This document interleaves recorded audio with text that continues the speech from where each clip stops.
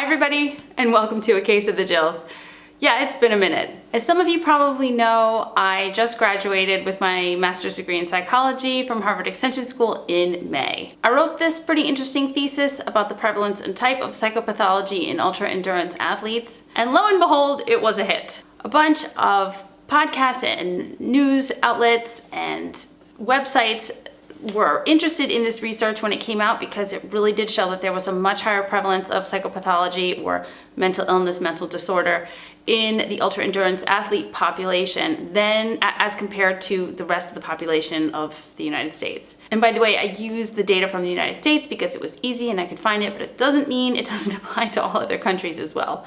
I've been really passionate about this subject for years, and I always had this inkling that there was more mental illness in our population than in others. I just kept seeing so much of it reflected in the people I knew around me. So I was motivated to do this research because I wanted to draw attention to our community, because I really do think that we're in need of additional resources. So I wanted to do this research because I wanted to call attention to something that I was kind of seeing out in the world, and I wanted to see if scientifically it really was what I was observing. I wanted to talk about so many topics related to this issue. I wanted to go into so much detail. I wanted to talk about causality, and I wanted to talk about so many different things. But due to the fact that there isn't that much research out there about this population of athletes in particular, I really had to ask a very broad question first. Science kind of works that way. You can't talk about the details of an issue unless you establish that there is an issue at all to be talking about. So my research had to be really wide and broad-based, which is why I just asked one question, and the one question I asked for my thesis was, is there more mental illness in the ultra-endurance athlete population? The answer is yes. So what I did was I sent out a whole bunch of emails to a lot of really amazing people at many different websites, newsletters, podcasts, social groups, through Facebook, all kinds of stuff directed toward the ultra-endurance athlete community. And I asked them if they would participate in my research. The research was always going to be online. Yes, it helps me during the pandemic, but the research was always going to be an online-based survey. I asked some demographic questions to get started. I wanted to establish how old the people were that were participating, their gender, their sport that they played or that they participated in, how many hours per week they trained, and that became very important later on. I wanted to know if they had been diagnosed with mental illness prior to this assessment, sort of get an idea of when that assessment took place, when that diagnosis took place, and a few other things just to establish the community. I then asked them to fill out 2 different mental health assessments, one that was designed as sort of a broad-based, let's check for risk on whether or not this person is likely to have anxiety, depression, alcohol use disorder, eating disorder, panic disorder. And then because I didn't feel that the eating disorder part of that was robust enough, and you guys probably know that that's sort of a hot button issue for specifically the people that watch this channel, I asked people to do an additional eating disorder assessment just so we can kind of dig into that data a little bit more. So the top line of this, and again, I'm not going to go too much into the data today. We will have plenty of time to do that in the future. But I did find that prior mental illness diagnosis in this population was 37% versus the regular US population, which is 20%. So that's what they came into this study with. When I gave them the risk assessment of whether or not they could possibly be having an issue with any of those other mental illnesses I described, it was 46.5% of the population of this study that did show pretty high risk factors for a lot of those things. So right there, I guess that kind of explains what we're going to be talking about in the next few months. Additionally, I was able to separate out the training groups by how many hours per week that they were actually training. And so I did under 10, 10 to 20, and over 20 hours per week of training. And I did find that there was an increased prevalence of mental illness, whether prior diagnosed or through the risk assessment, as you went up in the number of hours per week that you trained. The under 10 had 28% prior mental illness diagnosis, the 10 to 20 had 39%, and then the people who trained over 20 hours per week were at, 56.6%.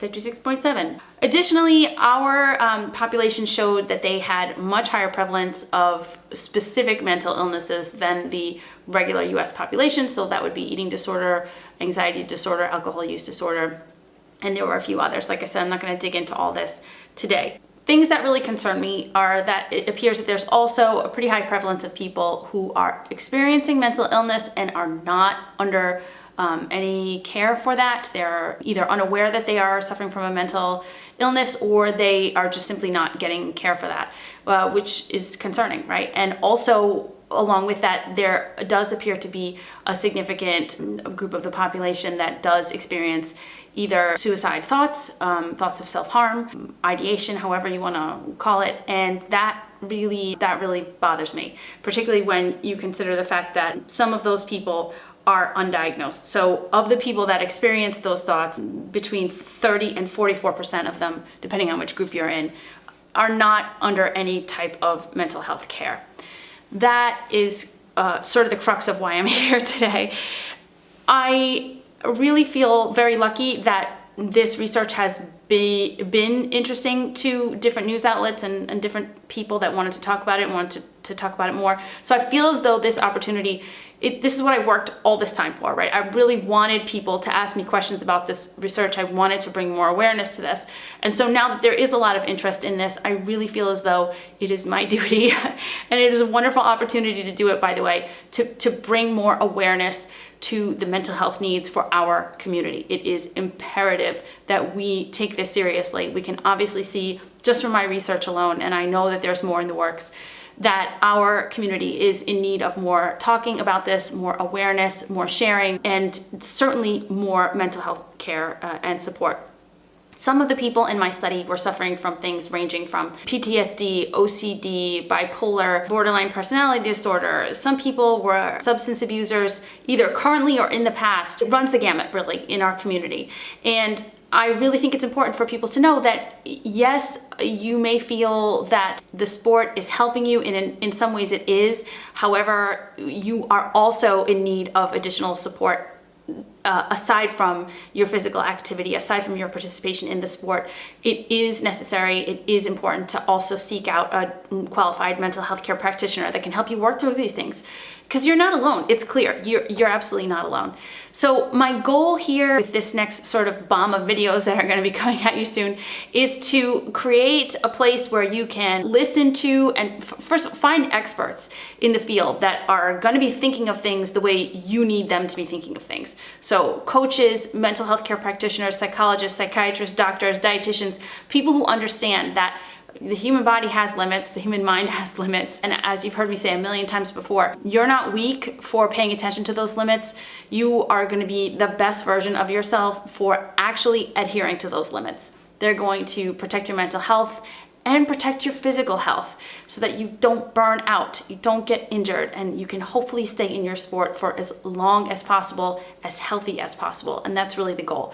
So coming soon, we're going to have videos coming from some of these industry experts that are going to talk to us, give us great advice, tell us what we need to be thinking about, how to find red flags in our own behavior and our own thoughts, and really not only just how to be the best athletes possible, but how to be the best people possible, because that's what we're here for.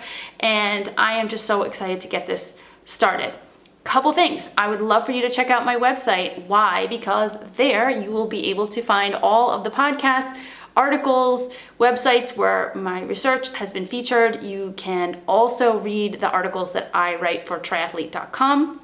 I write 2 a month, and you can find them all there on my website.